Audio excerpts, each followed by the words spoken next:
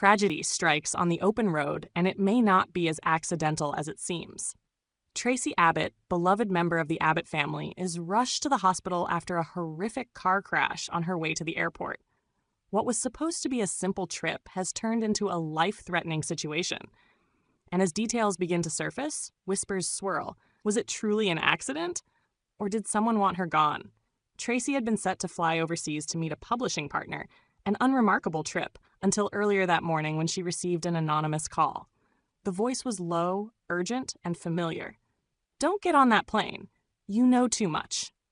She brushed it off as a wrong number. But she was wrong. Just miles from the airport, her car swerved off the road and collided with a guardrail at full speed. No skid marks. No sign of braking. Witnesses say she looked distracted, possibly afraid. Now Traci lies unconscious in a hospital bed, surrounded by beeping monitors and worried family members. Ashley is at her side, devastated. Jack arrives within the hour, demanding answers.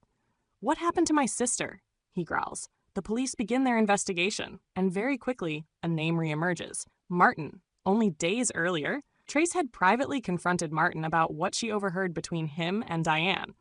She hadn't shared everything yet, but she was getting close. Close to discovering what Martin was truly hiding. Close to exposing him. Too close. Dr. Nate Hastings, reviewing Traci's injuries, finds something unusual in the car's crash data. Her brake line had been tampered with. "This wasn't mechanical failure," he says. "It looks deliberate." Ashley's blood runs cold. "You think someone sabotaged her car?" Meanwhile, Martin is nowhere to be found.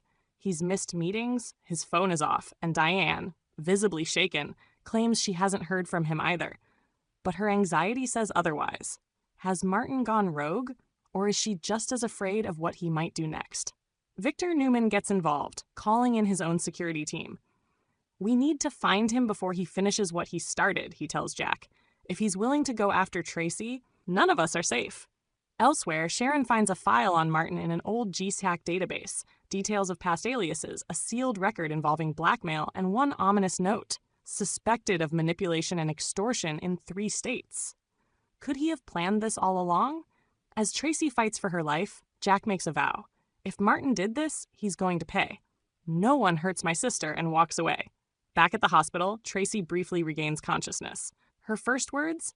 The call. "I was warned." Ashley leans in. "What call? Who warned you?" But Traci slips back into unconsciousness before she can say more. Tension tightens across Genoa City. Is Martin targeting others? Is Diane next if she doesn't stay silent? And more importantly, what was Traci about to expose that pushed him to the edge? What do you think? Was this a calculated move by Martin to silence the last person standing in his way? Or could someone else be pulling the strings behind the scenes? The next episodes of The Young and the Restless will unravel a web of sabotage, secrets, and the lengths one man will go to stay free. Stay tuned, because in Genoa City, some accidents are anything but.